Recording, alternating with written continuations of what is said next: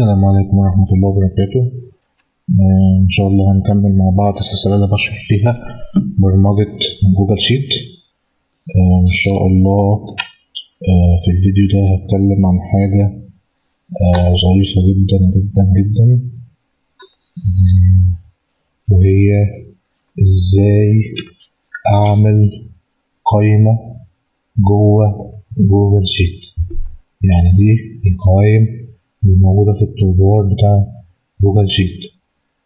أنا دلوقتي هعمل قائمة زيادة على القوائم اللي موجودة دي، قائمة يبقى فيها أوامر بتاعتي أنا منفذة. القائمة بتاعتي ديت أنا برضو الأوامر اللي جواها دي أنا اللي هكون كاتبهم، أنا اللي هكتب السكريبت بتاعها، أو الدوال اللي أنا كتبتها قبل كده أحطها جوه قائمة بحيث إن أنا أدوس عليها تشتغل الأمر بتاعي اللي أنا كاتبه ده. طيب إزاي أعمل بقى القائمة دي؟ طبعا كالعادة أول حاجة لازم أعملها إن أنا أخش جوه السكريبت إديتور بتاعي عشان تفتح لي الصفحة بتاعة السكريبت. جميل. هعمل الدالة دي اسمها، لازم يكون هي اسمها كده on open ديت، يعني دالة بتتنفذ، أو الأوامر اللي أنا هكتبها دي هتتنفذ كل لما أفتح الفايل هينفذ الأمر ده، أو الأوامر اللي أنا هكتبها دي كل لما أفتح الفايل أو كل لما أعمل ريفريش كده للصفحة أو ريلود للصفحة يعني الأمر ده هيتنفذ. ودي شوية كده أوامر اسمها تريجرز يعني بتتنفذ عند حاجة معينة، عند شرط معين يعني.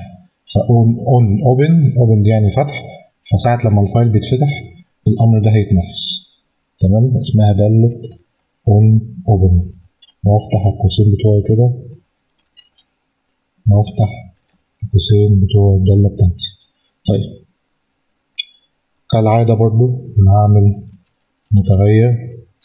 المتغير ده سميه my menu،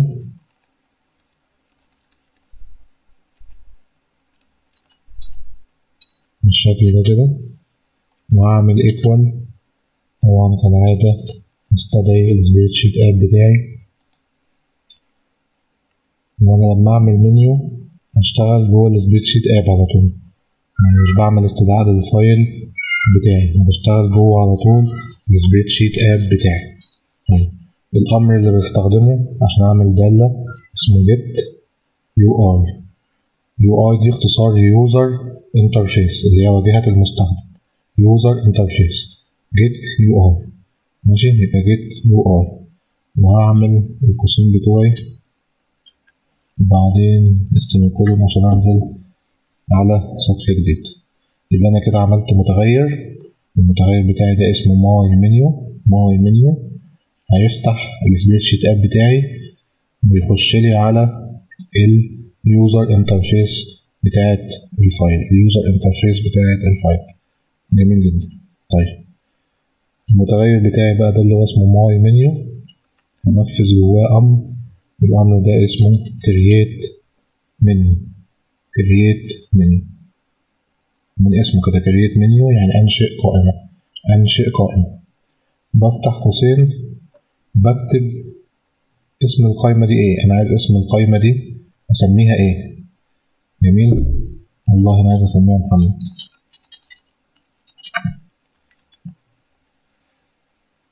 تمام، بعدين هعمل نقطة، بعدين أول أمر ده ظهر لي اللي هو اسمه addItem دي يعني أنا المنيو بتاعتي كده فوق زي المنيوهات دي كده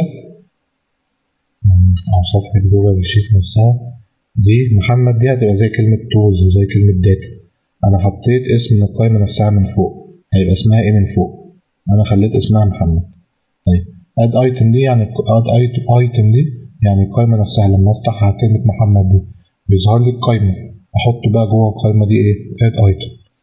ماشي، فأنا addItem دي هكتب والله اسم اللي هيظهر في القائمة عندي، اسم اللي هيظهر في القائمة عندي، وليكن يعني أنا عايز أكتب كلمة فوتبول مثلا.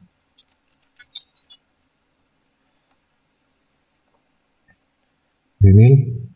الاد ايتم دي الدالة بتاعتها بتتكون من جزئين. الجزء الأولاني اللي أنا هكتب إيه اللي هيظهر لما أفتح الدالة اللي أنا سميتها محمد ديت. لما أنا أدوس عليها بتفتح القايمة هيظهر جواها ايتمز. أول ايتم أنا عامله اسمه فوتبول، ده اللي هيظهر بيه في القايمة، ده الاسم اللي هيظهر بيه في القايمة. طيب بعمل كوما كده، بعدين بكتب الدالة اللي هتشتغل تحت كلمة فوتبول، يعني كلمة فوتبول دي اللي ظهرالي ماشي. إنما الدالة اللي تحتها بقى، الدالة اللي أنا بعد كده هنشئها هسميها إيه؟ والله الدالة ديت أنا هسميها لود ليك، يعني حمل الدوري مثلا. أنا الدالة بعد كده لما أجي أسميها لما أكتبها التفصيل هخلي اسمها كده، بس الأيتم اللي هيظهر لي في القايمة نفسه هيظهر لي كلمة فوتبول. تمام.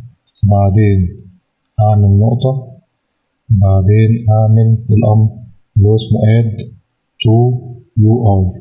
add يعني ضيفه، to إلى UI user to interface، وأفتح القوسين بتوعي كده وأعمل السيميكولون. دول هما الأمرين. وأنا هسيف بستخدم فانكشن اسمها open، دي مقدرش أغير اسمها، لازم اسمها يبقى كده open، لأن دي دالة اسمها trigger، دالة بتشتغل تحت ظرف معين. open ديت بتشتغل لما الفايل بتاعي يفتح، أو إن أنا أعمل له ريلود تاني، أحمله من أول وجديد تاني. بعدين عملت المتغير بتاعي اسمه ماي منيو، ده الاسم أنا بختاره من عندي، مش شرط إن أنا أكتبه ماي منيو. بفتح السبريد شيت اب بتاعي، بخش بعمل امر اسمه getUi اللي هي UI ديت قلنا ان هي اختصار لليوزر انترفيس وواجهة المستخدم. بعدين جوه المتغير بتاعي ده اللي هو اسمه المنيو نفذت امر اسمه createMenu، واديت المنيو ديت اسم سميته محمد، وحطيت فيها الايتم ده سميته فوتبول، ده الاسم اللي هيظهر لي، وتحتها الدالة اللي هتشتغل تحت كلمة فوتبول دي اللي هي لود ليك. إن أنا لما أدوس كلمة فوتبول هيجي يدور على الفانكشن اللي أنا هسميها بعد كده لود ليك، وهي دي اللي هيقروها، وهي دي اللي هيحملها.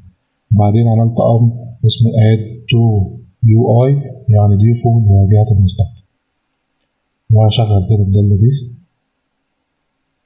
الدالة دي كده خلاص شغالة معايا تمام.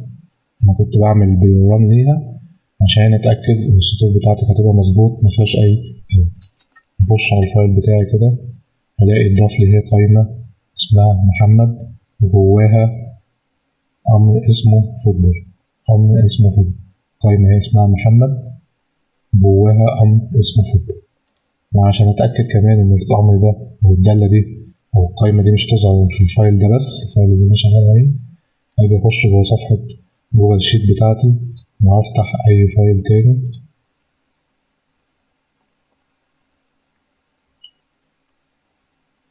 الفايل حمل معايا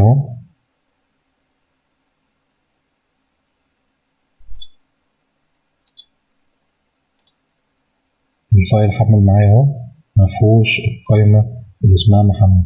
في القوائم العادية جدا بتاعة جوجل شيت، اهي بتاع جوجل شيت مفهوش القائمة اللي اسمها محمد. انما الفايل بتاعي اللي هو اسمه اللي مسميه ادمنيو ده، لما جيت افتحه هتلاحظوا معايا دلوقتي هو في الأول القايمة متحملتش، بس مجرد إن هو بيحمل كل حاجة بقى السكريبت مكتوب بتاعي مكتوب فيه دالة اسمها open وفيها قايمة اسمها محمد، أنا عملها لي على طول أهي وظهرت معايا في الفايل. يبقى أنا كده عملت القايمة دي ممكن أحط فيها ايتمز كتيرة، وكل ايتم دالة معينة أنا اللي كاتبها بنفسي. الدالة دي تشمل أمر واحد، أمرين، 3 أوامر. يعني أنا مثلا في الفيديو اللي فات عملت دالة بتكتب محمد، بعدين بتعمل موف لصف، بعدين الصف ده بيترتبه، يعني يعتبر 3 أوامر. كل ال3 أوامر دول في دالة، والدالة دي أسميها بالاسم اللي أنا عايزه، أي اسم أنا عايزه في دماغي. أسميها بقى محمد، أسميها دالة موف عند صوت، براحتي خالص. الدالة اللي أنا هكتبها وأسميها وأحطها تحت تحت الأيتم في القائمة بتاعتي دي. أنا كده بخليكوا أشباح أهو، وتعملوا دوال بنفسكم، وتعملوا قوائم كمان بنفسكم. بس المشكلة إن أنا دلوقتي لو جيت دوست على كلمة فوتبول هيظهر لي سكريبت فانكشن نوت فاوند، يعني هو مش لاقي سكريبت للدالة اللي هي اسمها فوتبول دي، أو الأيتم اللي اسمه فوتبول ده. إن الدالة اهي المفروض إن اسمها تبقى لود ليك، هو مش لاقيه، هو بيدور عليها في السكريبت مش لاقيه، فعشان كده مش هينفذ أي حاجة. ليه؟ لأن أنا ما كتبتش لسه أي أوامر للدالة اللي شغالة تحت كلمة فوتبول ديت. ده إن شاء الله نكتبها المرة الجاية إن شاء الله، نتقابل في الفيديو ده.